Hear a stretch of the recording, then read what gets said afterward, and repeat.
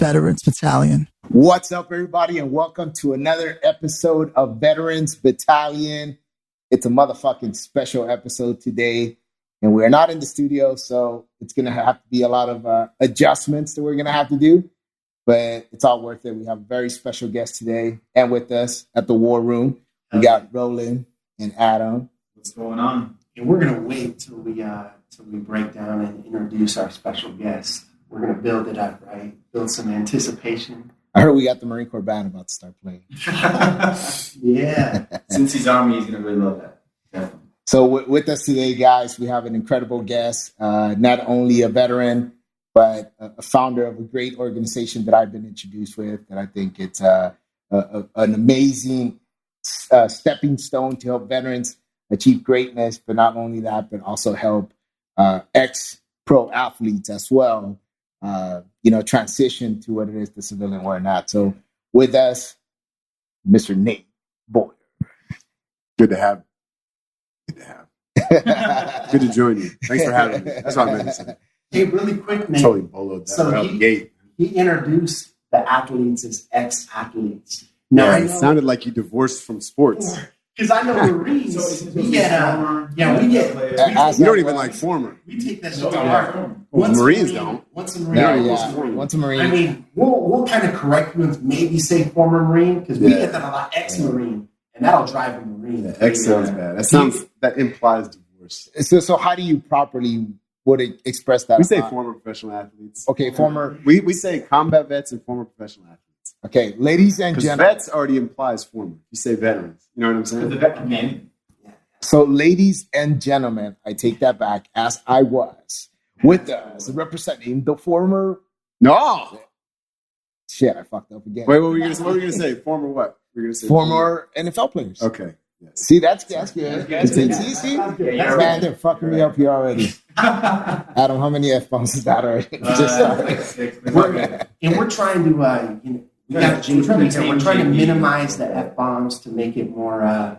But JP is so family friendly that we just want to let him rip, let him go because he gets very passionate about this stuff. So we won't hold back. I want you to be authentic, but you know what my whole thing is that there's going to be times where it's going to be more chill, relaxed, and not as passionate. But there's sometimes where it's like the last episode we did where I just had so much that we had to get out, and we just had an experience where somebody had just talked all this smack about veterans and social media and all that, which I just went off on it. But nevertheless, that's a whole different story. And so we got our guest here, Nate, served in the Army, correct? Correct.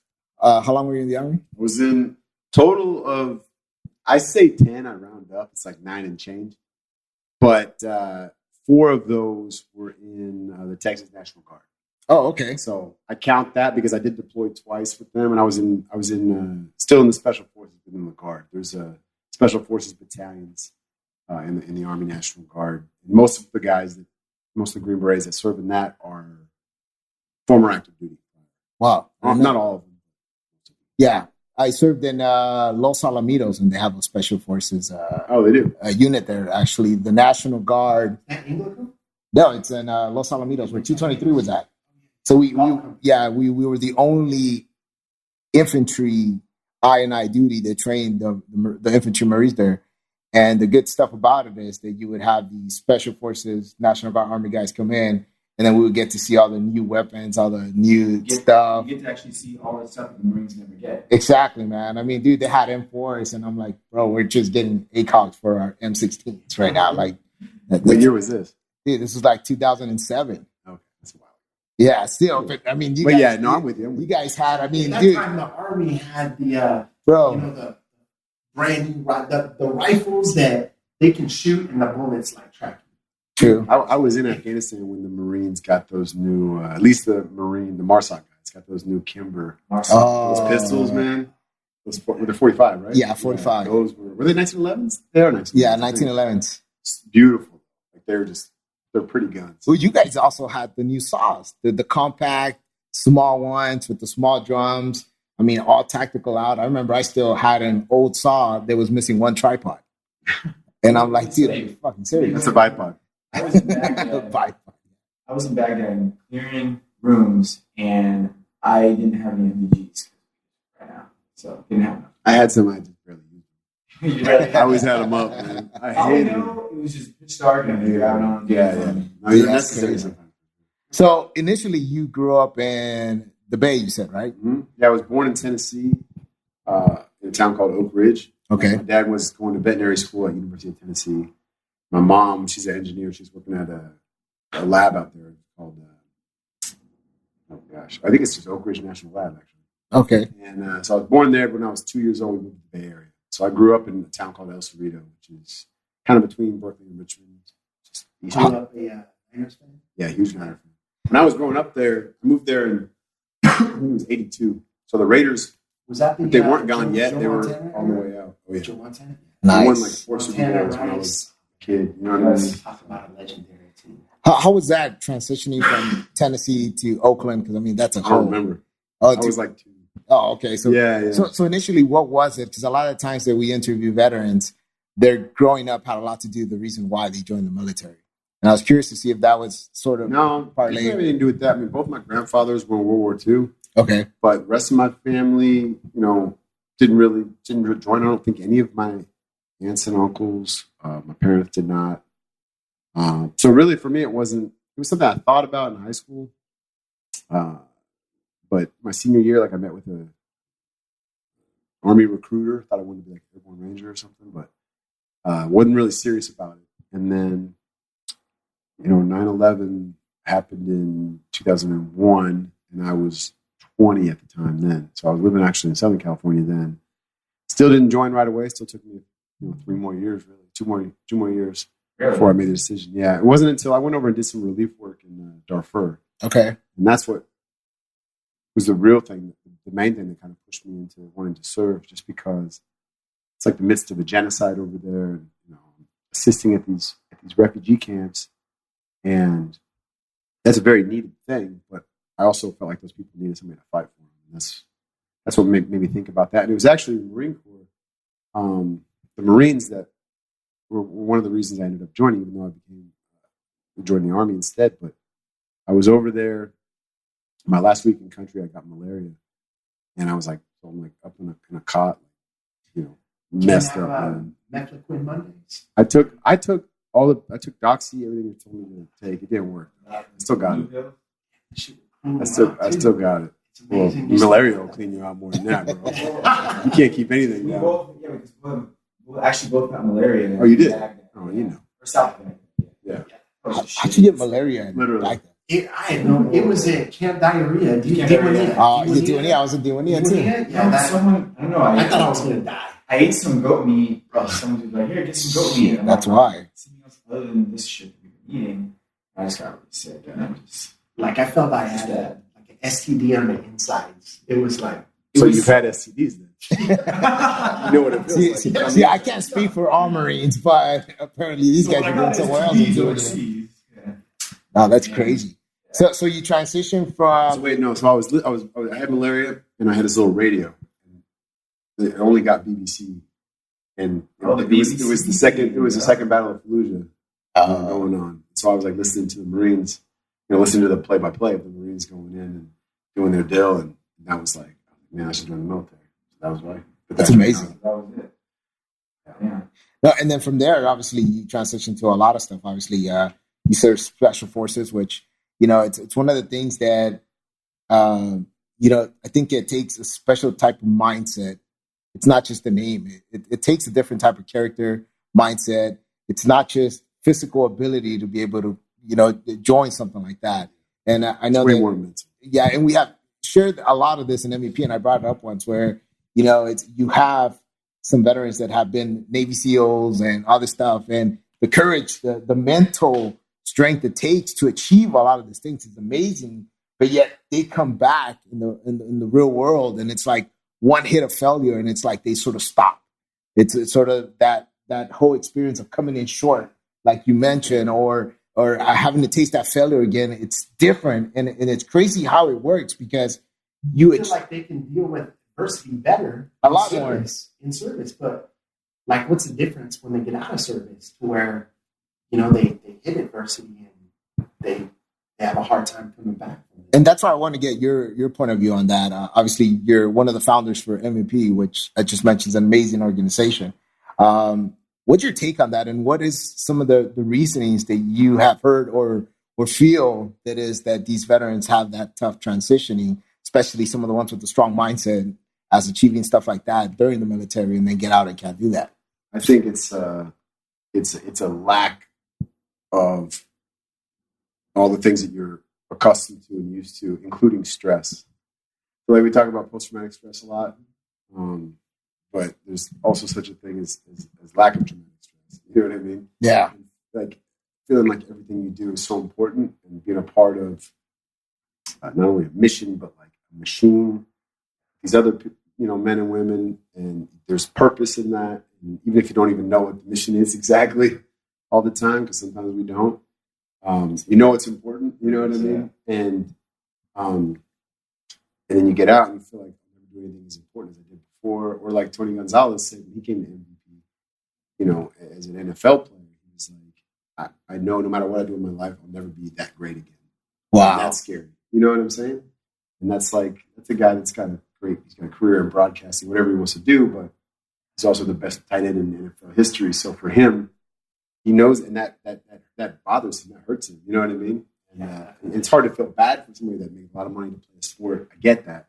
But at the same time, you have to be able to empathize as a veteran to that, what that feels like. Yeah. You know what I mean? Will I ever have that same kind of feeling? And also, like, they feel like their best years Yeah. were the years that they put on that football uniform or the military. I mean, a lot of people feel like military that from high school. Yeah. Yeah. You know what I mean? But those people don't usually move away from home, and it's They kind of the almost same. won that state championship. Yeah. Album. But it's different. This is a whole other level. You know what I mean? Yeah. And both those careers, military, professional sports, typically it's over in your 20s, maybe 30s. You know what I mean? Typically, not always, but typically it's very young. You still got 2/3, 3/4 of your life left. And it's like, So what advice can you give to vets that feel like, you know what, back when I was in my early 20s is when I was making a difference and that was my purpose, and now I'm just living my life. I have a wife and kids, and I go to my job every day, and I come home, and I'm just like routine. Yeah. Because that's how a lot of guys you it's a tough one. But Jade, speaking of F-bombs, Jay always says, embrace your fucked upness. And when he's saying that, he doesn't mean like we're all like a train wreck. He just means like we think differently, and like we're attracted to adventure and crazy things, and we lean into fear and all that kind of stuff. And we have to keep doing that. You have to find it. I'm a single guy, so maybe it's easier for me. Guy that's got the responsibilities of family, kids. It's a little bit tougher to find that balance where you can still push the limits, chase your crazy dreams, but also be able to make sure your family's taken care of and everything's all good at home. So that's a challenge, but there's always a way. Everybody, if there's one thing we're good at, it's finding problems and then finding solutions to those problems. You know what I mean? So, and I think that, and one of the things that I'm always bringing up is, regardless what it is, just fucking find that passion. I think that with society today, and social media plays a huge fucking role. And I think we were having a conversation with our editor today that does all the posts. Yeah, that he says, for example, people go to Instagram, and Instagram is this whole platform now of status, like what you become or what it is. And so people now start looking at it like, fuck, dude, that's what I could get that, or if I'm not there yet. And I think that's one of the biggest. Like this guy drives this car, and so I gotta have this. Like, I'm not there, so you feel insignificant if you're not driving a Lambo, or if you're not traveling. But you gotta understand too, the dude that's posting the picture of his Lambo saying this and that, he's spending the rest of the day seeing how many likes he got. Exactly. You know what I mean? Yeah, like that's probably rented in the first place. Even if it's not, like the reason those people typically are posting that is because there's an emptiness there. It's no fulfillment. No fulfillment. Yeah. Dude, not always, but there's. I just put a post. There's an element of that. We have to understand that. I just put a post on that on Instagram. I don't know if you guys saw that. I did see it. And I took a picture. My wife took a picture when I was reading with my kids. And I'm like, dude, because, there's a mutual person that most likely is going to hear this. And the guy's well off. And he's always telling me, dude, if you're not on social media 24/7 chasing money, you're not going to make it in life. I'm like, bro, that's not a fucking life. I'm like, dude, that's like, you don't have a business. The business runs you. Yeah. And I got so pissed off at that comment that I'm like, dude, that's the same fucking problem that we're putting out there, whether it be veterans, whether it's our youth, our kids, that your life now depends on comments, likes, fucking popularity on social media.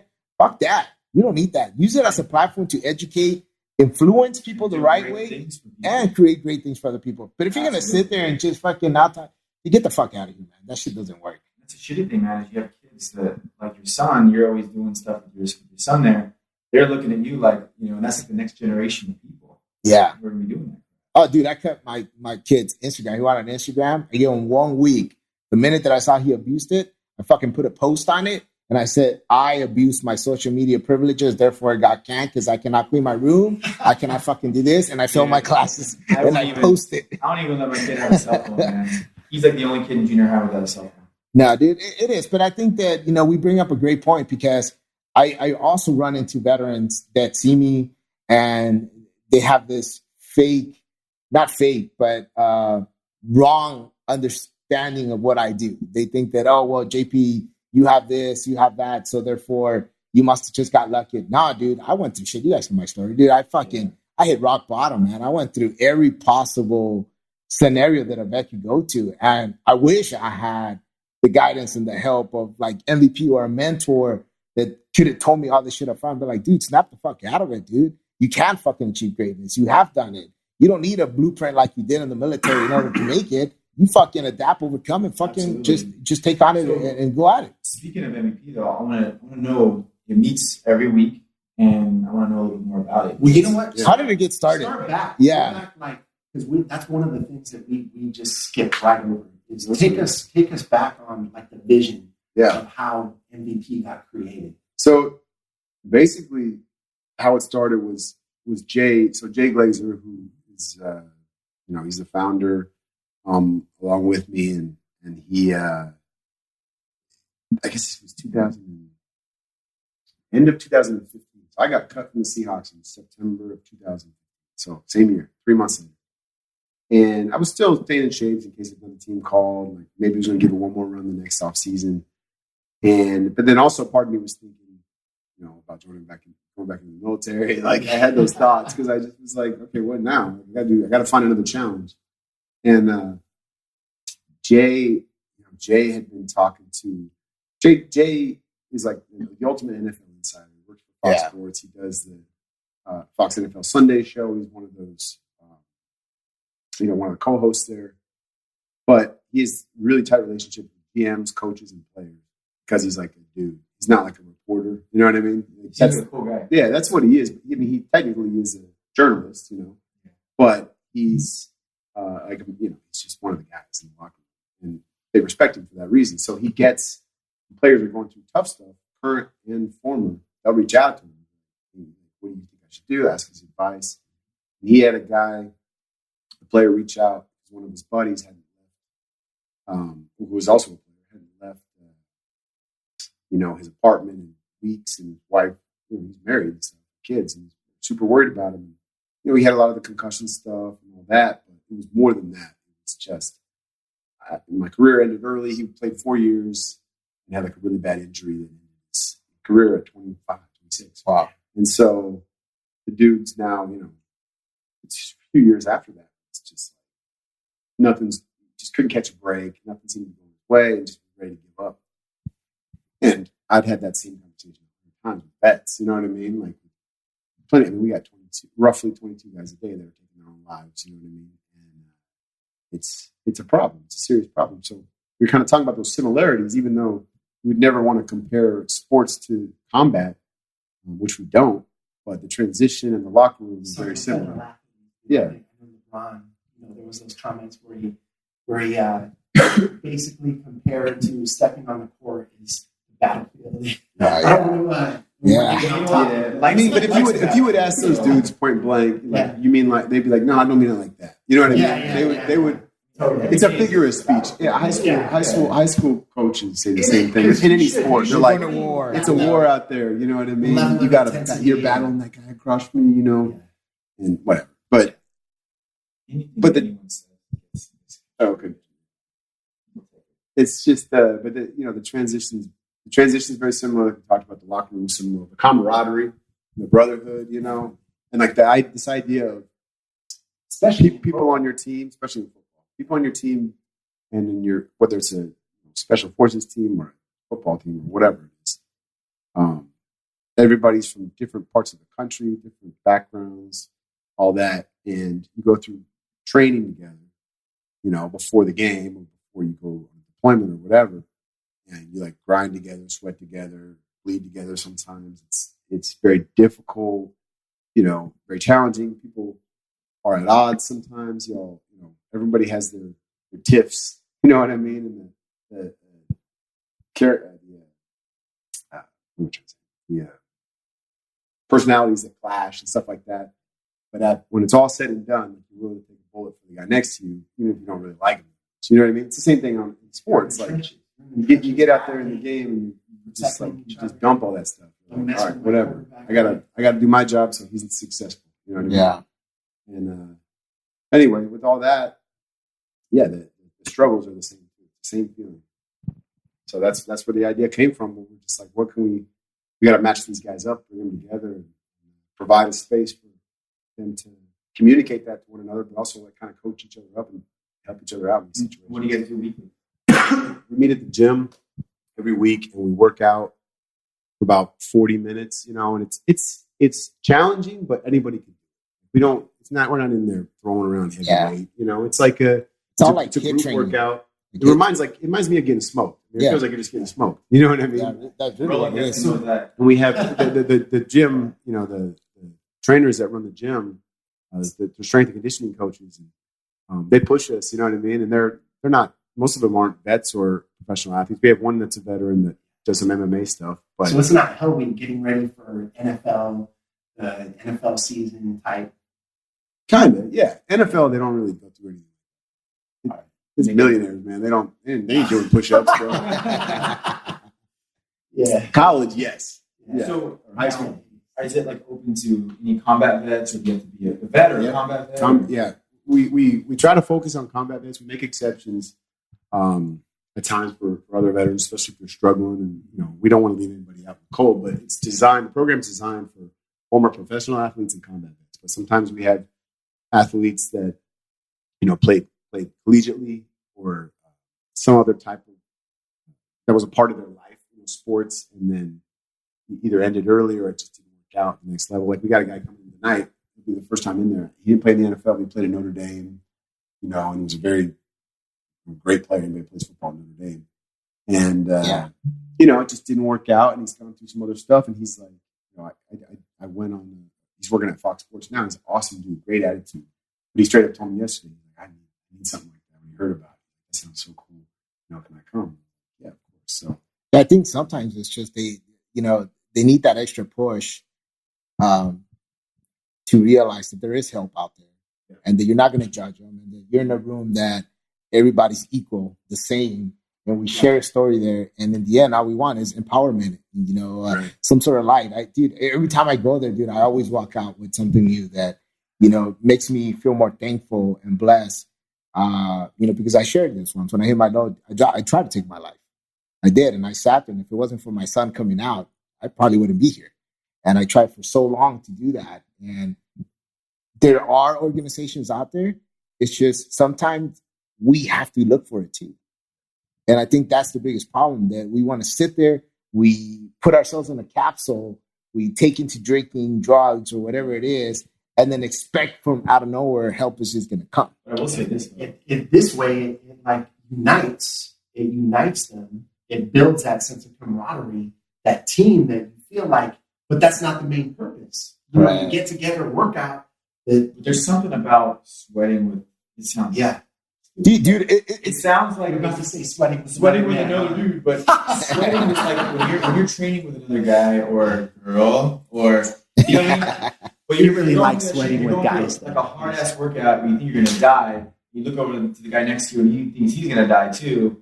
And it's like a form of camaraderie. Like, dude, but you know what's amazing though? You're working out. You have guys that have like physical issues from war, from combats that they're fucking pushing as hard as you are. You have somebody that's overweight, still fucking pushing as hard as you are. You got somebody that has a service dog next to you, still fucking giving it 100% pushing. And that, bro, that like fucking makes you look at things differently, man. It does. And in the end, to hear some of these stories, and I think you were there that one time. We had a one guy mentioned that if he wouldn't have showed up that day there, that he would have literally considered, taking his life.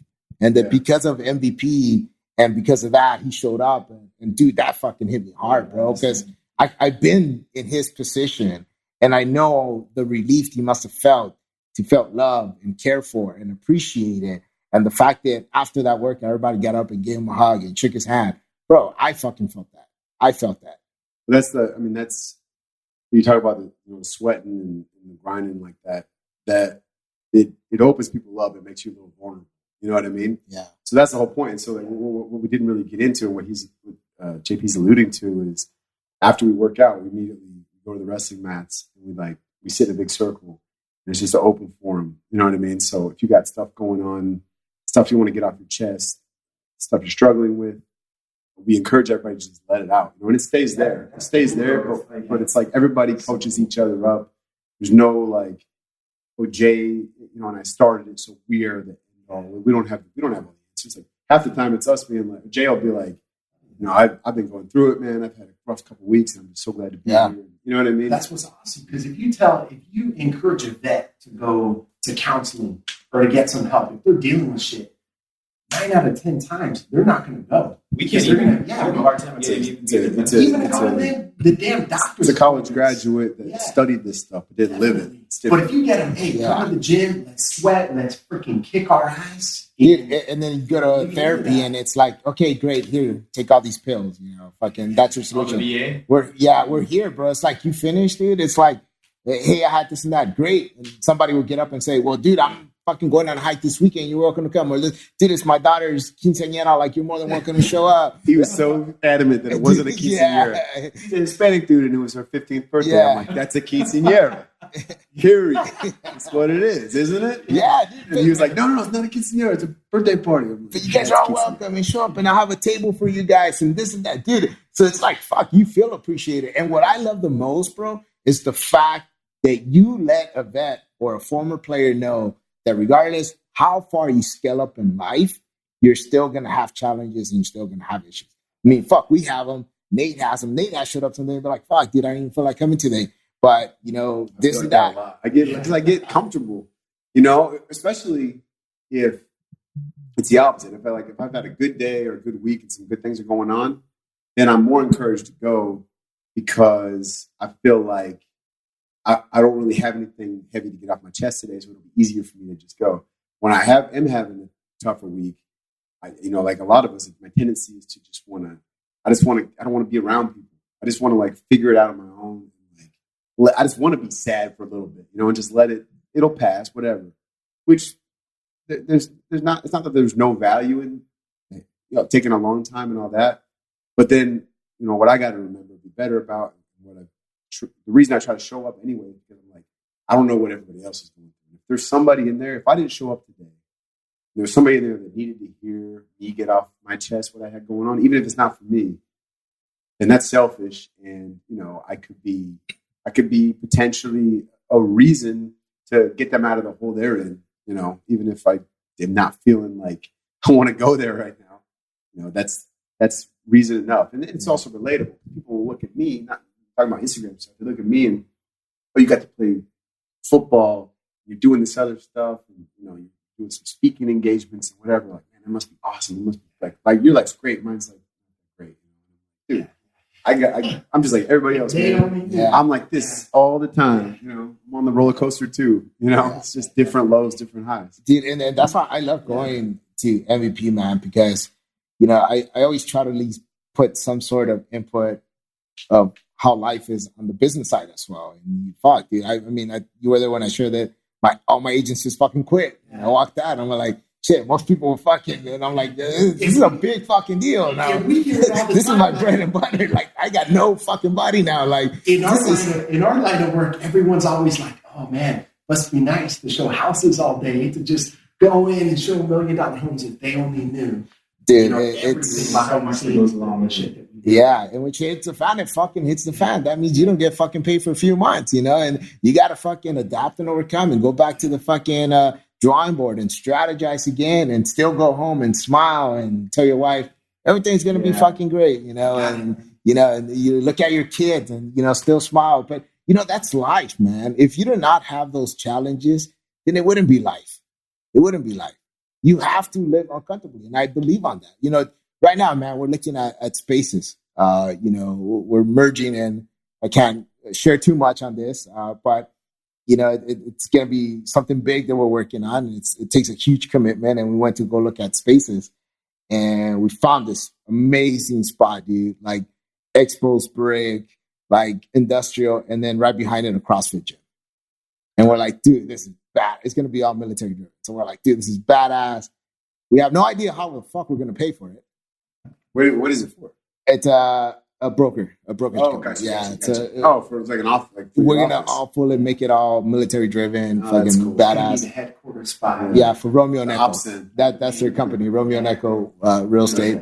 And we're going to have a section where we're going to have full studio so we can record and all that. And we're sitting there, dude. I'm like, I don't know how the fuck we're going to pay this, but fuck it. Let's just commit and figure it out later.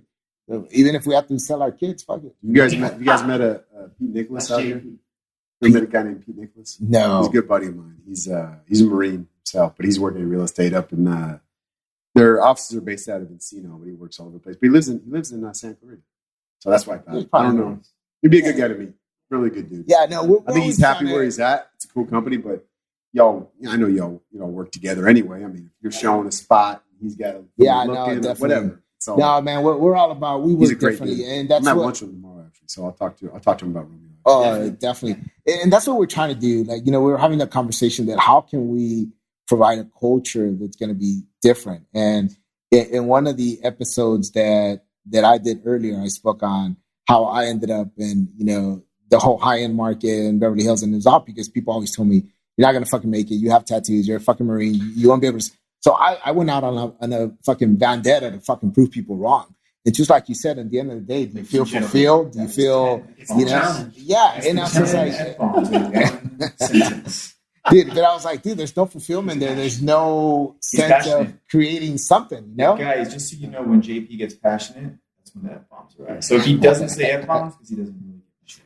That's that challenge. That's good. So Nate, when you were talking about highs and lows and, social media, and, you obviously are doing interviews and there's so much going on with what you've been lately, especially with what you've been going through. How are you able to deal with, whether it's a vet being, having backlash over the whole kneeling situation and all that kind of stuff. And, I know that, personally, we all love America, or else we wouldn't be here doing what we do, and I think that people sometimes take things out of context.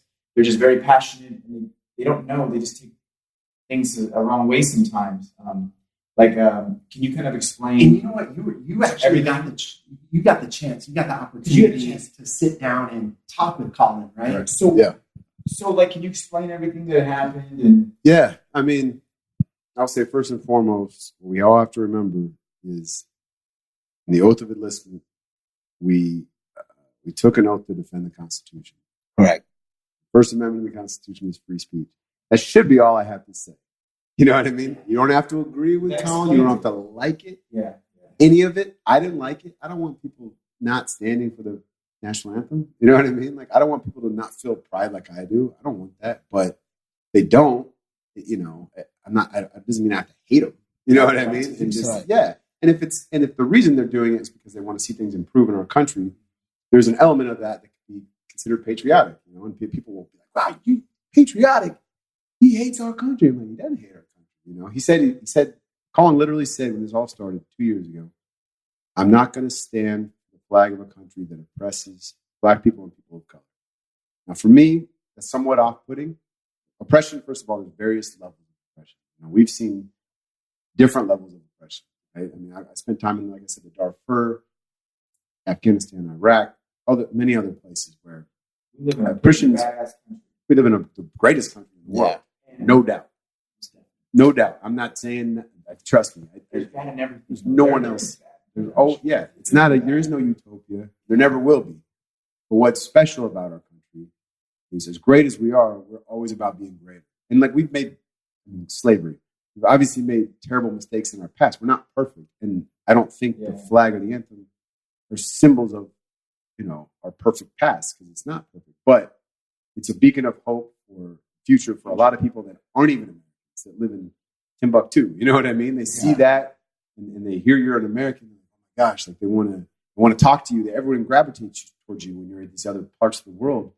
Much less so when you're military. When you're over there, when you're traveling, you go to these places, people are like, oh, like tell me about the streets paved with gold. I'm like, but that's not real. But it's pretty close compared to this. You know what I mean?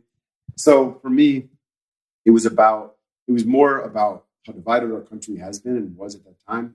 When he first started protesting, we're in the middle of the election. So it's like, which team are you on? Hillary or Trump? You got to pick a side. That was just me. I wasn't excited about those candidates. And beyond that, I don't like the Republican Democrat thing. Like you got to be one or the other. You got to believe all these things because you're Republican and all those things because you're Democrat.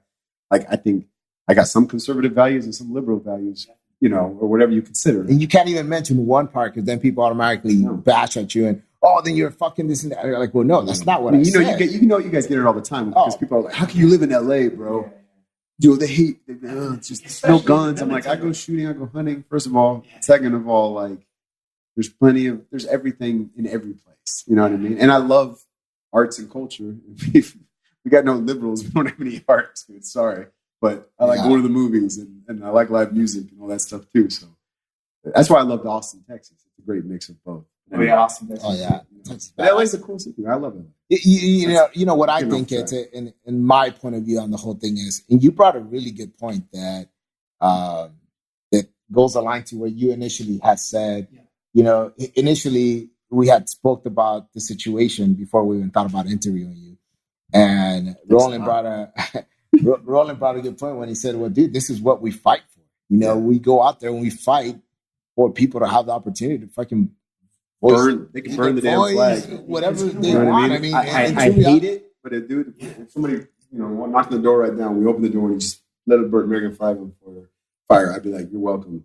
Get the hell off the porch. Yeah, you know what I mean. We fought and had brothers and sisters literally die for that right. And what my experiences in life, my experiences in combat throughout the military are completely different than our neighbors right to the left and the right of us. So my perception is going to be completely different. Am I going to kneel during the national anthem? Hell no, just because my experiences are different. Exactly. But that doesn't mean that it's the only way. It just kind of sucks because they put, regardless of calling him as person or not, he wore like pig socks. Right? He's done and said plenty of things that I wish he wouldn't do. And it just stinks. He wore a shirt with Fidel Castro on him. Maybe he had like a point at one point, but then like he kind of takes it to that next level. And that was in his defense, though. That was a long time ago. That was before the protests, and it keeps being brought back up like he's doing it now. Because, but still not okay with it. People keep sending me memes, right? Like ask for some opinions on it and stuff. Like, because we were going to talk to you and stuff, and man, just people get really hardcore, crazy, and they're fighting. They're fighting. Hey, they have the right to be that way too, though. They do. Like one, we also fought for that. So like, it's like crazy. It's like extreme. What is your view on the kneeling versus standing? Well, I think before you answer that, it's important to go back and sort of introduce how Nate got involved into that, because now we're just jumping into calling this and that. But there's a whole reason behind it. And I did not know this about you, Nate, till recently. And I read it. Yeah, so when he first started sitting, it was this time. It was that time I was just mentioning. We're 2 months away from the election. We're in the middle of all these debates, and everyone's just going this way or that. It's chaos. No one's straddling the line anymore. Pick a side. You know what I mean? And it's the preseason, and Colin had actually been sitting. This was the third game he'd been sitting during the anthem. First two, no one paid any mind to it because other players had done that before. Yeah. This wasn't a new thing. They weren't protesting. Players just weren't standing up. They're just being lazy or being, not involved, which whatever. Finally, for the third time, like a journalist asked him, "Is there a reason you're not standing for the anthem?" That's when he said that quote, "I'm not going to stand the flag of a country that oppresses black people of color." Somebody died upstairs. Damn, I don't know, man. So that happened, of course, uproar. You know what I mean? Even more than we've had. And I got reached out to by a bunch of different periodical publications saying, write an op-ed because we want to hear your opinion on it, seeing as you did both. And you're not playing at the time, right? No, this is the year after. Okay. Seeing as you did both, played football and also obviously served. And I said, man, I don't want to contribute to that turmoil. You know what I mean? It's just no, thank you. It's a two-way Because I have sword. my opinions, but it's like it's not going to help anything. Yeah. I'm going to speak to the people that agree with me, and I'm going to alienate the people that don't. That's it. And I'm not going to change anybody's mind. So I said no. The next day, the Army Times was the only one that reached out twice. The Army Times reached out again the next day. They're like, you can write whatever you want, however you want, see the final copy, and like approve we it. really want you to write something. And I was like, okay, I'll write an open letter. And, in that open letter, I decided to obviously address it to Colin, but then all I was going to do is explain why it matters to me, explain my experiences, but then also ask the question, why are you doing what you're doing? I want to understand more. I want to continue to free the oppressed, like De Oppresso Libera, the Special Forces motto, means to free the oppressed in Latin. I want to continue to free the oppressed, even if it's a different type of oppression in my country too. How can we, work together on this, or at least have a conversation and move this forward in a positive way? And they sent it to them that night. I woke up in the morning. I had 100 voicemails and emails, and everything blew up. Every journalist in the country shared the thing. And if you guys haven't read it, you guys have to. It's actually very powerful. I wrote it in an hour and a half. It's not articulate. It's just stream of consciousness. But the the message was direct to the way where you could read it and understand that it came in a position like we spoke about, where sometimes asking what it is that they're feeling and they're going through versus you just being reactive and attacking. Yeah. It was just, I wanted to be sensitive to that, but I also wanted, the way I wrote it for purpose, I didn't use, thesauruses or anything like that. I wanted everybody to understand it. I wanted high school kids to be able to read it and be like, oh, I get what it's about, or whatever. And older folks. Because it's something everyone Arkansas, whatever. All, you know what I mean? All generations, everyone needs to be able to. Yeah, I appreciate that. So that happened, blew up. That night, Colin's publicist called me. Hey, Colin read the letter, he's really moved by it, wants to meet with you. Oh, shoot. Okay. I mean, he hasn't done interviews or nothing besides in the locker room with post game because he has to. You have an obligation as a player. Yeah. You have to be pressed. It's part of the deal. And so the next day he sent an Uber from here to San Diego. So they were playing the Chargers in the last preseason game down in San Diego. And he sent an Uber X though. And I was like, come on, bro. At least could have been the black or the black. The black card. So I'm just joking. No, I took the Uber down there. It was middle of traffic, so it was a 3.5 hour drive. Oh. You know what I mean? It was bad. When we get down there, they're in the team hotel. It's a night game, so kickoff's probably 7 o'clock, and I think we met around 3 in the hotel lobby, which was random. He's got the fro, and everyone knows who he is at that point. And this is the lobby in Horton Plaza in San Diego. I don't know if you've ever been there, but it's a pretty visible place to be. And there's people walking by outside the window, taking selfies and stuff. It was weird. And so they just drop you off in the lobby. You sit there. Drop me off, and I met him in the lobby, and just me and him, and Eric Reed, the other guy who's been dealing with him that year. He was also not in the league now. And the three of us just talked for 2 hours. Just shared our backgrounds, experiences, talked about obviously why he's doing what he's doing, and he's not protesting the anthem. He's protesting during the anthem to bring attention to police brutality. But how does that conversation start? So you sit there, you sit down, he shows up. I mean, is it more just hey, what's up, buddy? And then just kind of shit the shit first? It was weird, man. I don't even remember the first thing that was out of our mouth, but he definitely very grateful for my service. He wanted to make sure and say that. And, you know, he talked about he had military in his family. He even had police. You know, I don't know if it was his family or just, you know, friends he grew up with or whatever. So, you know, it was this acknowledgement of not attacking everybody that does that. You know, he was more attacking the system. And like, Correct. His biggest, the thing he was upset with most is people getting paid leave after a situation where an unarmed person was shot, which it's policy, though. I mean, every police department does that. When they're investigating it, you get paid leave. So, I mean, I wasn't going to argue with him about that, but I mean, that's a valid thing to be upset about. I get it, especially if it was your family. Even with those situations, because we've had several law enforcement officers that we've interviewed on the podcast, and we've addressed this. Like, it doesn't matter everywhere you go. Back in the Marine Corps, we have the same. There's always that 10%. You know, it's the same with any organization, any career field. There's going to be police officers. There's shitbags everywhere, man. Whatever you want to call it. Right. Yeah. But in the argument to that, though, too, is like, with that being said, we shouldn't be okay with it. You know what I mean? No, correct. We should do what we can to address it, get those people sorted out, improve the training. You're putting such a bright light on those 10%. For sure. No. When there's 90% that are good. Correct. I think it's more than 90%. Personally. You know what I mean? I'd argue more like 98 to 2.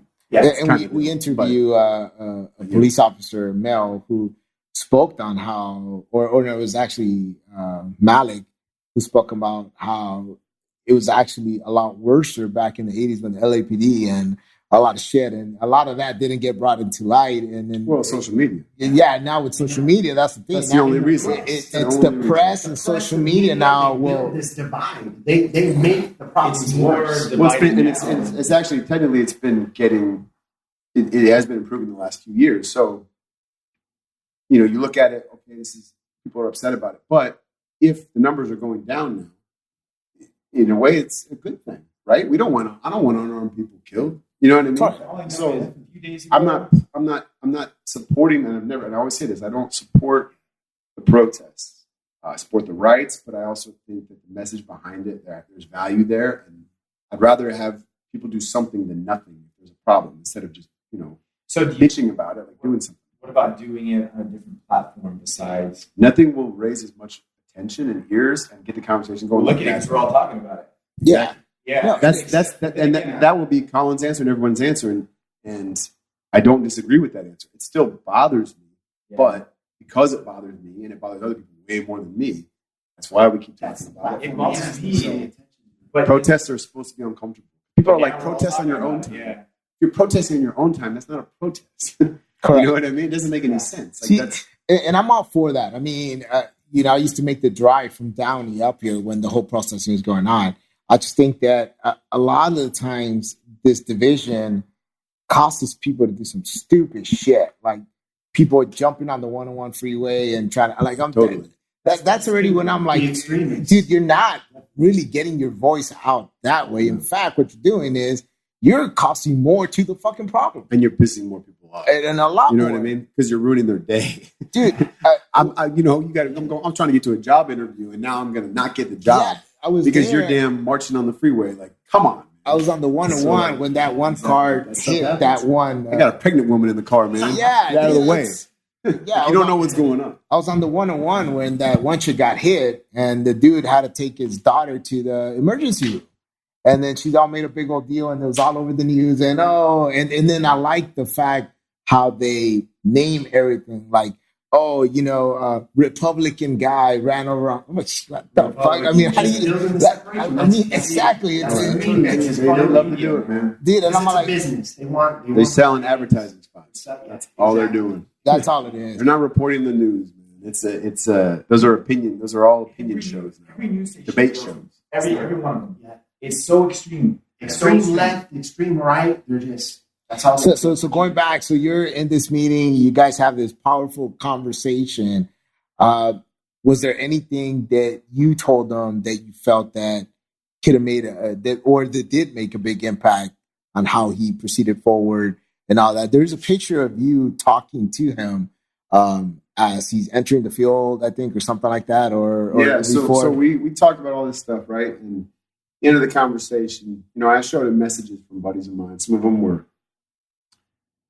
even upset that I wasn't just kind of attacking him or whatever with the letter, for instance. Some of them were also like, man, I'm on the same page as you. I think you're doing the right thing.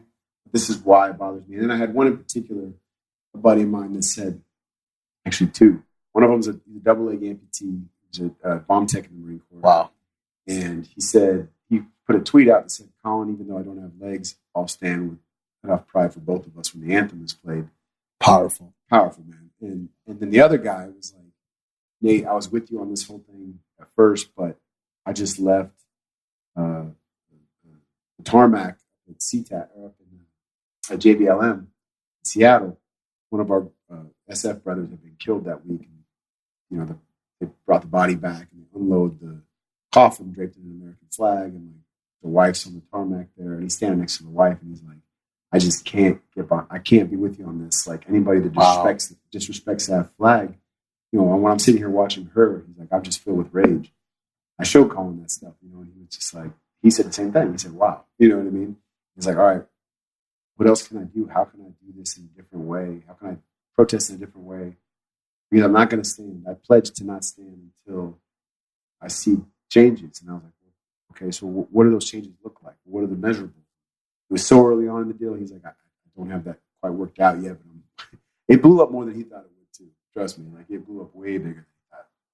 And he asked if there was another way, and I said, well, I said, first of all, sitting like by yourself on the bench, it makes it look like you don't care, or you're like making it about you, or you're just like, when I think of somebody just like sitting down, Disrespect. Yeah, and it's kind of just like whatever, dude.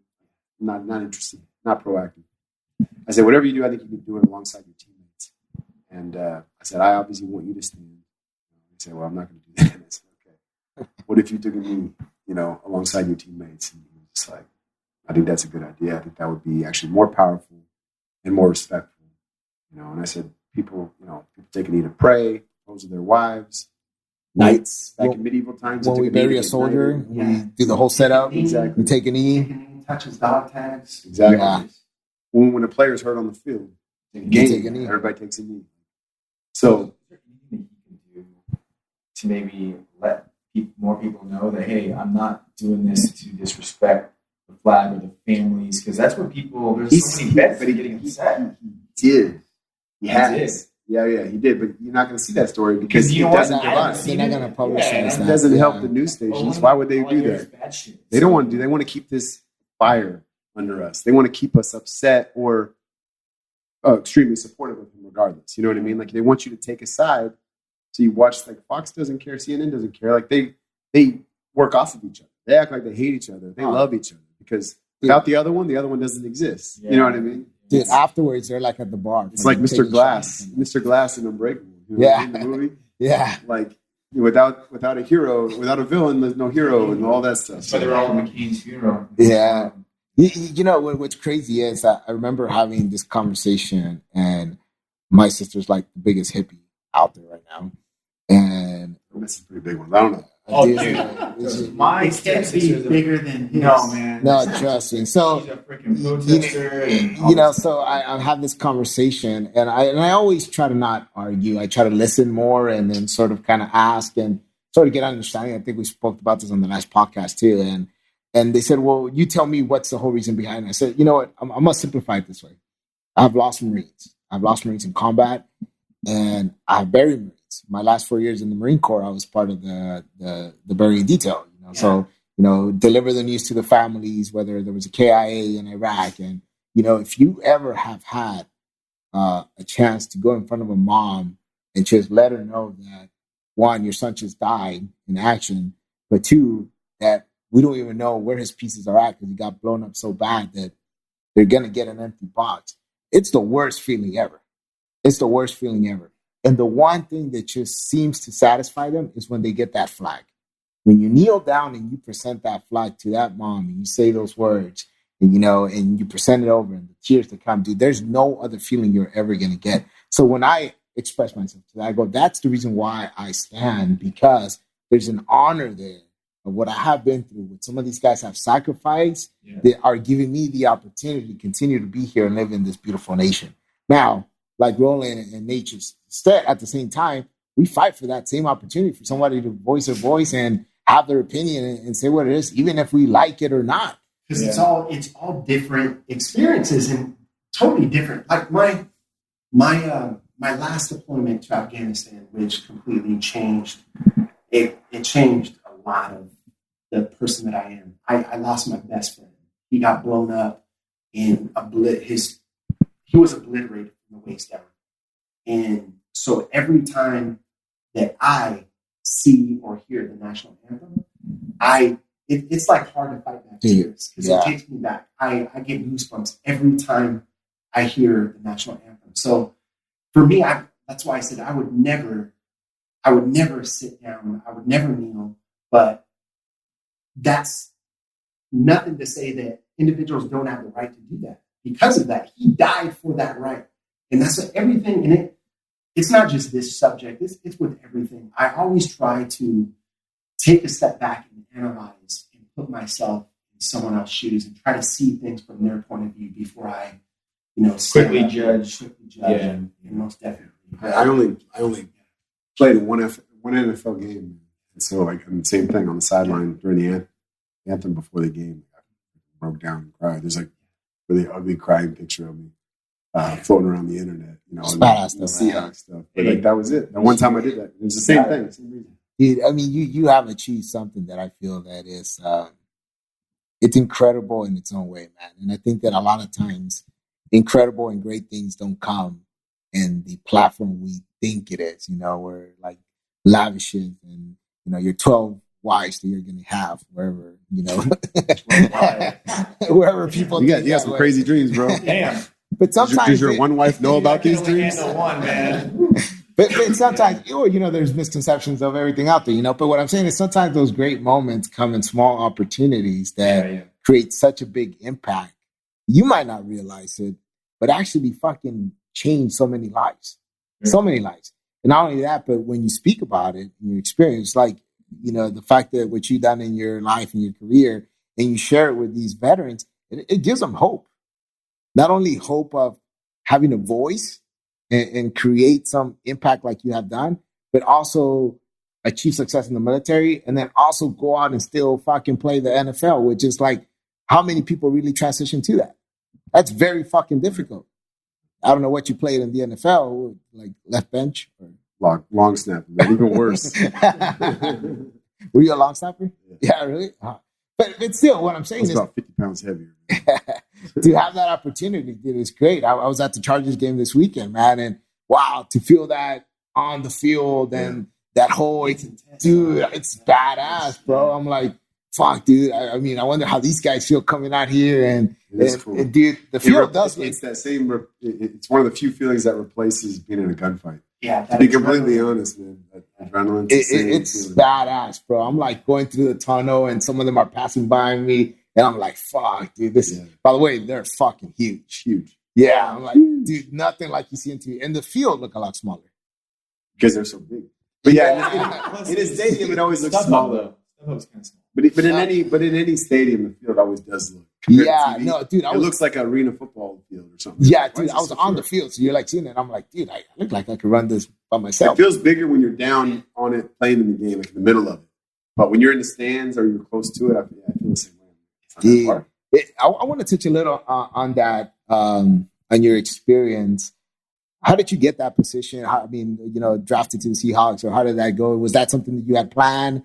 Was that something that just happened? I had dreamed, but I didn't have planned. I went back to college at 29, and I went to the University of Texas in Austin. And it's a great tradition of football. We haven't been very good the last few years, but we'll get there. We play USC this weekend. I'm going to be there. Ooh, awesome. Nice. But so I wanted to go to a good school, educationally also, but also a school that had a classic football, And I'd actually never played football. I played every other sport you can freaking imagine. I never played football. Not every sport, but wow, played a lot of sports. But I always regretted not playing football because it was my favorite. I mean, I played backyard football, turkey bowl every year or whatever. Yeah, So when I got to school, I decided to try out for the team, and I made it because I was in good condition from the military. And I was just on the scout team, just a tackling dummy basically. And then my second season, I got to run down on kickoff in the game. We were blowing this team out. It was like on Veterans Day, and the coach hooked it up. And I like ran out there, like threw this dude down out there, and got like that feeling. I'm like, I got to find a way to get on the field. So then I just like looking around, figuring out, what's the most thankless job I could do that nobody wants to do. And long snapping is the answer to that question. Like, nobody wants to be a long snapper because no one gives a damn if you do 500 good long snaps. You screw up one and you're in bad guy. Yeah, you get the whole. Yeah.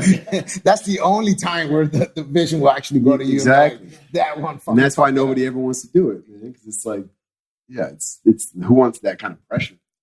And I was like, I do because I want to play. Like, I don't even care. I'll take it. So there was other guys doing it on the team, and I had to beat this new freshman they brought in that was supposed to be the next best snapper and whatever. What I had going for me at the time was I was 31 and he was 19. I'd seen some shit. I knew pressure I wasn't going to feel that same thing. Nice. So first game of the year, I made it all the way to be the backup, and he's the starter. And very first game, he just a little nervous and he didn't do so hot. So I started the next week, and then for the next 3 years, like every game, 38 straight games, I started long snapper because of that. Because I was, prepared when my opportunity came, and I obviously practiced it. I actually went over to Afghanistan the summer before that year, and was like practicing long snapping out there. Wow! I built a target out of plywood. And like, any free time I had, I was like, "That's badass." But and then I got done at 33. Had my 34th birthday. Day after that, which was in January. The day after that, I played in the senior All-Star game. The day before that, I played in the senior All-Star game in Charleston with all these other college players. And there was like NFL scouts there that for the practices, and they were like, "Man, you need to put some weight on. You should make a run at the NFL. Like, why not?" This dude I was like, "All right." He looks like a Seahawks player, doesn't he? Yeah, well, they're all white. Well, no, if you saw if you saw the way Nate looks, like you're like a chiseled version of like if you merged Brad Pitt and Jason Bateman. Whoa. Whoa. I don't even know how you got No. Continue. I need this. If you throw him in the gym With a voice like yours, you can imagine those kind of men. He's gonna go home and sketch this out. Yeah, sketch it out. Send it to me. I'll put it on my wall. Now, any single ladies like so. He's about 6'3". I'm like 5'11". And honest. No, I'm happy. I don't swing for that. Sound. But yeah, they, so I knew there was teams interested, but I didn't know what it would be. And then draft day rolls around, and it's like the last day of the draft. So you still go through the same procedure as everybody. There's not like as soon as scout hits you up and says, "Hey, we have these 4 teams looking at you." So you still go through the same. Yeah. I got an agent and everything, but I had those teams talk to me out there, and actually none of those teams were Seattle at the time. Wow, interesting. So how hard? 4 different teams, and at the end of the draft, I had to make a decision between. At the time, it was the St. Louis. I had to make a decision between the Rams and the Seahawks. And Seahawks have been to back-to-back Super Bowls. They were hot, man. Yeah. And the Rams were not very good. Yeah. No offense, And so, I signed with the Seahawks. Where I went with Coach Pete Carroll called me. It was the biggest day in sports history. It was a Pacquiao-Mayweather fight. Oh, Kentucky Derby. It was like 2 Game 7s in NBA and hockey. And I got then that was the biggest thing. Yeah, That's cool. I love that. How was Pete Carroll? He was great, man. He's a good dude. Really good. I'm a Texas. That's cool. He was awesome. He was very positive. He's a positive coach. He doesn't yell, digging people's ass and shit like that. Leadership, man. Leadership. It's just winning, Yeah, well, not always. This is when his first go around in the NFL. Worst. Oh, worse. Yeah, he was but bad. He went from the USC Jets and the Patriots, and it's because he didn't have that same mentality. When he went to USC back to college, he totally changed everything. So from college to the NFL? Oh yeah, because when he started in the NFL, it was First time in the NFL was in the 90s, and it was bad. yeah. Oh, I don't remember that part. I just remember when he came over to the Jets and the Patriots, and he couldn't get out of his own way. I always think of him like a Belichick or something. No. I mean, he started different, but he I mean, Pete's in his 60s. He's been coaching for a long time. You know what I mean? But it was his first time. He was probably in his 40s when he was in New England and New York Jets. And, he was a lot more high stress and strong. Now you see him on the sidelines chomping on that gum. He's always got a smile on his face, even when things aren't going great. He stays positive. You know, he's been through it though. He's experienced it, learned his lesson. Yeah, he had a second shot. So how long were you with the Seahawks? 5 months. 5 months. Very short. Like I said, I just played in one game. I went through the off-season OTAs, training camp, and the preseason. Nice. You know. So with you, Nate, you had the opportunity to put on both. The uniform is, a service member. Yeah. And also the uniform of a professional football player, which is pretty much to make it in the NFL, that's the top of the game. So what do you do? How do you go about your life? What are the things that you do to ensure that you don't feel like those were your best days? Yeah. Man, I'm always on the hunt for like new challenges. I mean, one of the reasons I live in LA is I want to have my own production company. I want to make movies. Like, that's why I'm here. And that's the passion I've always had. And there's a lot of really amazing stories that need to be told. But also, like, I love the challenge. It's hard to get something made. You know what I mean? It's hard not only to raise the money, but just make something that doesn't suck. You know what I mean? And one of my goals with it is I want to, when we're telling veteran stories, military stories, I want to involve way more veterans in front of them, behind the camera, telling their own stories. You know what I mean? And I'm not anti-Hollywood or anything like that. I think I want to work with Hollywood, do it big. Not try to just change the system as much as like augment it or, I guess, add to it, because there's a lot of value we can add. And I've been on these big movie sets. Last year I had a small part in a couple like big movies, and so I got to be on this huge set. It's like a little intimidating, but at the same time, after a couple of days on it, I'm like, this is just like a training operation in the military. Yeah. It's the same thing. There's just like, it's all these different departments. There's the director who's he's the battalion commander or whatever. You know what I mean? And then you've got first assistant director and script supervisors, and producers, and all these people in all these different departments, and wardrobe and props and all this stuff. They all have to work together. All to respect one another.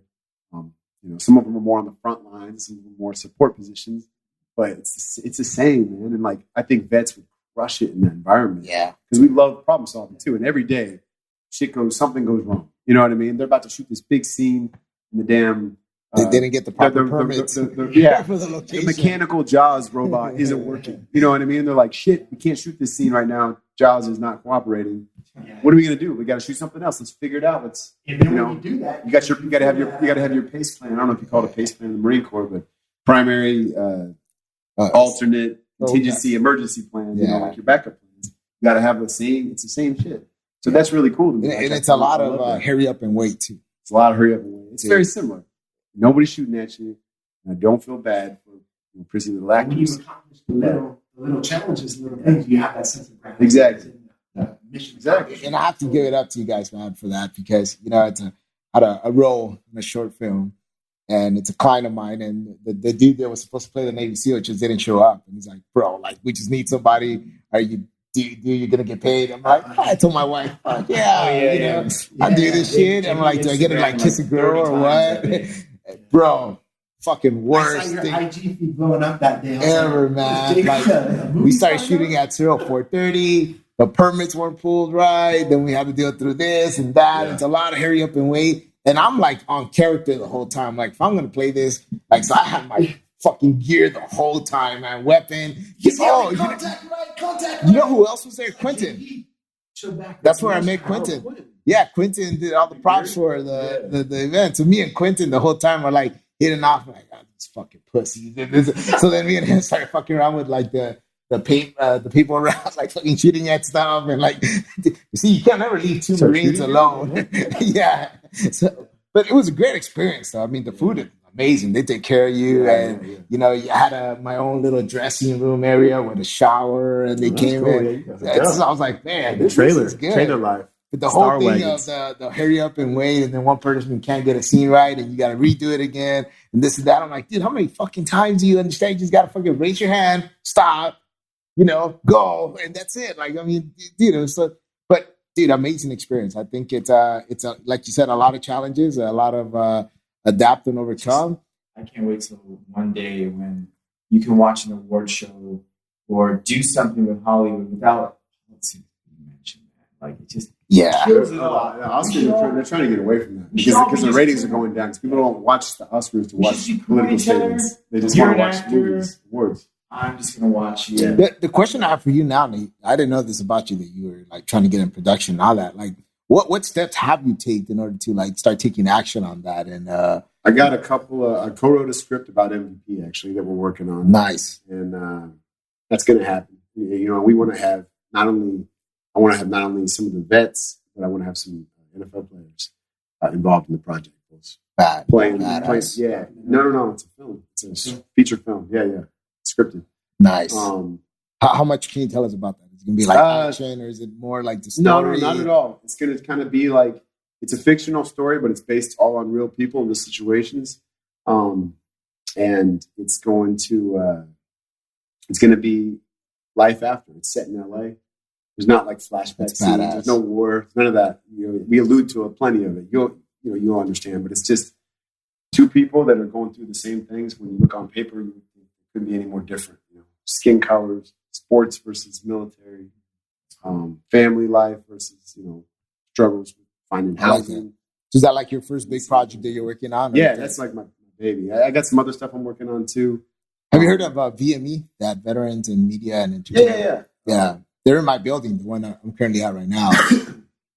Great people. I went through one of their stuff. I don't think I shared it with you guys. I had a showrunner that was trying to pitch one of my shows. It was going to be basically one vet, one home, one city. I would go to every city and help a veteran get into a home. Oh, nice. But Hollywood is so fucking crooked, man, that it can be. You just gotta be careful. Yeah, the first guy I met with, he's like, I love this. What you gotta do is give me your full script, give me everything on it, and then I'll get back to you. And I was like, I don't know, man. That doesn't sound quite right. Then the other guy came, he's like, we have all these people lined up, but you got to give me at least like $5,000 deposit up front. It's like, no. If you're ever giving anybody money, dude, that's when I started like backing up. I'm like, dude, this is such. Yeah. So what I took You're not being the right people. Yeah, see what I said. There's a lot of sharks out here. I said, dude, I'll just pay for somebody to video the whole thing, do a teaser, and then go out there and just start putting that out. Yeah. The best way to do it, man. And that's why, because a lot of, but then again, that goes to like problem solving and just getting shit done. Because I could have used those obstacles as excuses and be like, because this is coming up, I'm not going to do it. I'm just going to put it aside. But instead, it's like, fuck it. I'll figure out a way, do it, commit, and then figure it out later. So that's why I wanted to get your understanding on those actions that you're taking, because you could have easily sat here and said, dude, I got MVP going on. I got this going on. I got that going on. So this is on the back burner that I want to do at some point. But clearly, no, you're fucking making it happen. Yeah. I'm not waiting around. And I've been fortunate through football stuff, the military stuff, and through Jay. And I've met a lot of really good people. And I'm with a great agency and agent, people that I trust and that's badass. Vetted out. You know what I mean? And and they're all helping me. By the way, I offered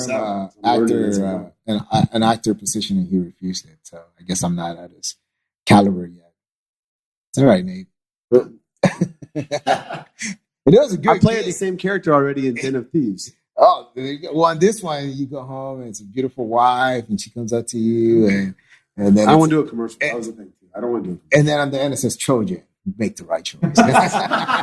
Trojan minis. Now, what's with actors and not doing commercials? I get that a lot. Is that like they just got to pay a lot of money? So it's like, but that's like usually that's a step. You know what I mean? A lot of the people in the doing the like national, American commercials, once they get on a TV show or they have a movie or their career starts to take off, they won't. If they don't need the money, like they don't want to do that because it's almost like it's devaluing them. That's interesting to know. See, I know that now, so that's the reason. But internationally, a lot of them do commercials in Europe because they pay a ton of money. I mean, it's different if somebody's throwing you $1 million to come shoot for a day for a cologne. You've seen cologne ads with some big celebrities, like perfume ads, right? Because they pay a ton of money. Really? Of course. And a lot of them, they have their own line, and they get a piece of that too. Yeah. Like those people that make their money, dude. Like Britney Spears made way more money off of her cosmetic line or perfume line or whatever than she did from singing. Way more. You know what I mean? So that's just. I was surprised. I have had clients. Clooney just sold his damn tequila company, Casamigos. I want to say for like $500 million. Yeah, it was expensive. You know what I'm saying? I sort of read that he had buyers. I mean, I know he makes lots of money in the movies and all that, but dude, $500 million? That's or whatever. I don't even know if that's the right number, but I think it's something like that. It was high up there. But I'll tell you right now that what's interesting is that's why. So he does commercials for that and for Nescafe because he's an investor. Yeah. You know what I mean? And it's interesting because being on the West Side, and I have dealt with celebrities like on the real estate side, and then I get to see financials, they don't get paid that well. It's all on the advertising, on the secondary stuff that they do, on the second businesses that they start, and stuff like that, where they really make up the big chunk of it. Even with singers, man. I mean, I won't put names, but I got a lease for a rapper, and I'll tell you right now that I was like, damn, bro. I mean, shit. Yeah, a lot more. But yet they drive.